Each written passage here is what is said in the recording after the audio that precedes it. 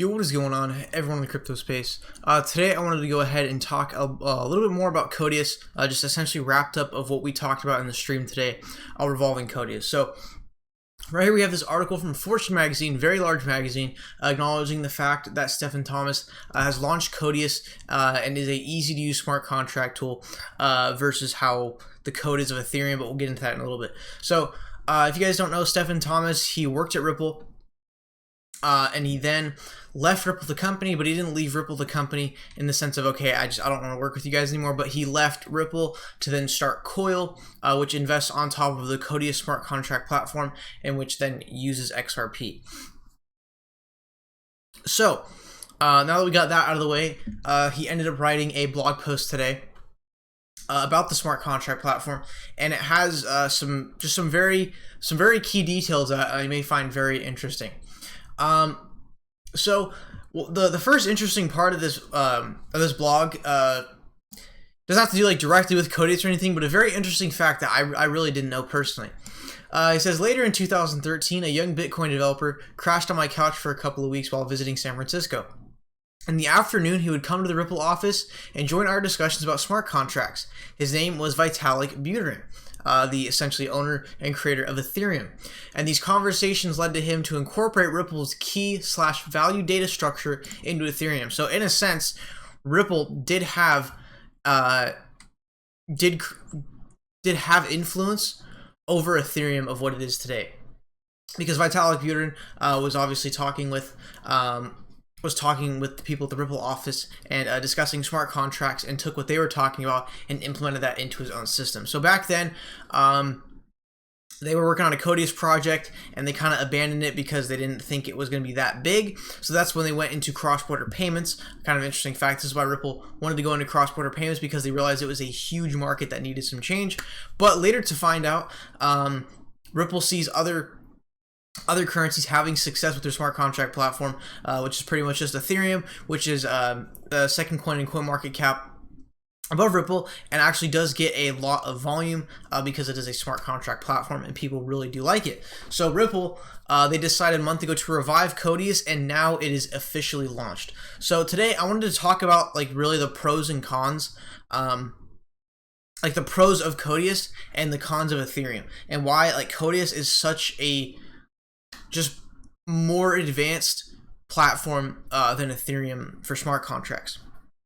So the first thing is that Codius has easier programming language. They have like C++, C hashtag, and like JavaScript and other things like that. I'm not a software developer or into code or anything of that sense, but I do know that JavaScript is a very it's most like basic form of code. It's universal.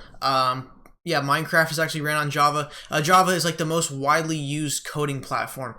So it's an easier language for developers to hop onto because they already know the language, because they've already worked on Java in the past. The thing with Ethereum is that it runs on Ethereum's own code. So if you want to code on Ethereum, you have to learn the code first before you even start coding. You have to understand it. So the fact that Codius can run off of JavaScript and other easier coding tools, it actually enables a more of an easy-to-use smart contract platform that's not so complicated.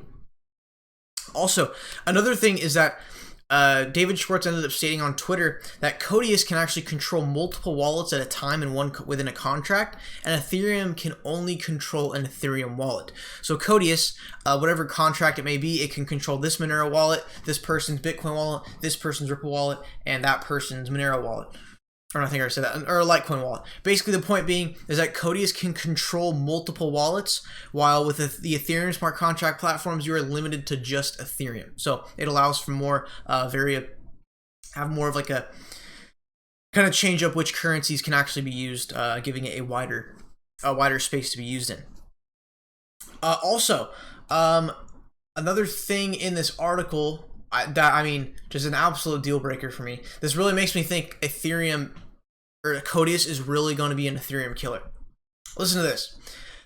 Many smart contract developers have been reaching out to us over the past few months because they are running into Ethereum's high transaction fees, high latency, convoluted programming model, and lack of scalability. While searching for a solution, they found the Codius white paper and got in touch. So Ethereum in itself is having problems with smart contract platforms, and these developers are not liking what Ethereum's doing right now.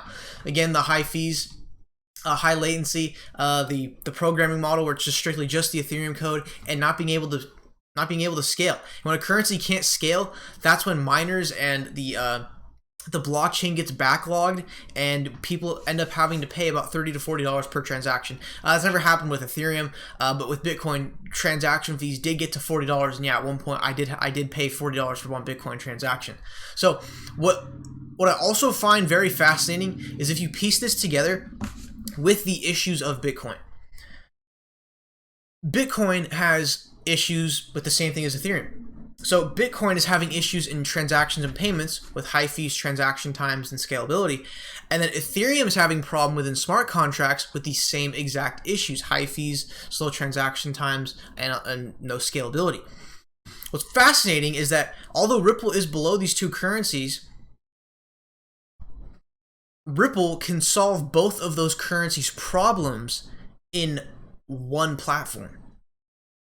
So Ripple essentially is a better version of Bitcoin, and Ripple also has Codius now, which is a better version of Ethereum. I mean, guys, when you're a company and you're two competitors, if you can do exactly what they do but do it better for both companies, that's just game on. I mean, Bitcoin having serious trouble with transactions, developers reaching out and saying, hey, like, we're not liking this Ethereum, it's not really working for us. If Bitcoin's having problems and Ethereum is having problems, and now Ripple has solutions to all of those problems, that is a serious indication in the future that this is going to have success. The fact that smart contract developers have been reaching out to Codius because of running into Ethereum's issues, it seriously shows a critical issue with Ethereum and something Codius can solve while making Ethereum and Bitcoin obsolete at the same time. Crazy stuff, guys. Always crazy stuff going on behind the scenes. Codius going live today. Absolutely amazing. So today I also wanted to give you guys some examples on how Codius could actually be used in our day-to-day lives.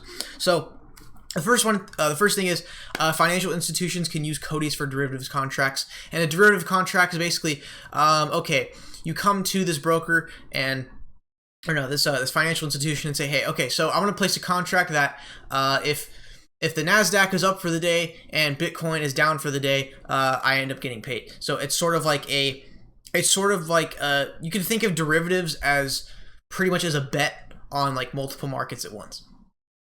Also, this is something we haven't even talked about before, is online consumer to consumer digital trading. Like if you're ever into CSGO, PUBG, they have these digital items and they can sell for stupid amounts of money. It's crazy. I think like the most expensive CSGO knife sold for like $25,000. It's crazy. Like digital items online for gaming is actually a very big market online. And the thing is, with the Codius smart contract platform, you can take the person who has the digital item and the person who wants to buy it and actually swap the money for the item while keeping it secure and not getting scammed. I got scammed out of a $20 skin in CSGO. I wanted money PayPal, and the guy ended up sending the money and filing a chargeback. The way Codius could work is that we go through, we would go through Coil essentially, or a platform that uses Codius, and we would both set in our items, and then the smart contract would eventually it would see that this item got sent, so therefore the funds get sent, and then and the transaction is done, and it cannot be reversed. Otherwise, the thing is not to me to talk about gaming, but a website called OP Skins, they are essentially a digital item exchange. But the problem with these guys, they take advantage of you because they know if you sell direct, you have a good chance of getting scammed. So if you go through these guys like OP Skins, I think they take like 10 to 15% of what you sell it for. So using Codius, you could have smart contracts for digital item trading. I think that could be huge.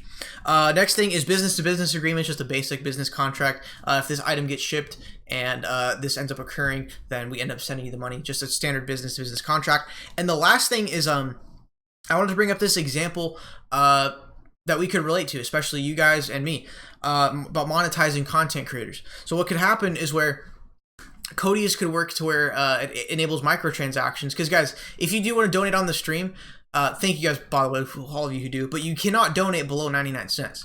And what Codius could do is enable microtransactions and also have a smart contract in place to where, let's say every time you come onto my stream, you give me 15 cents in Bitcoin.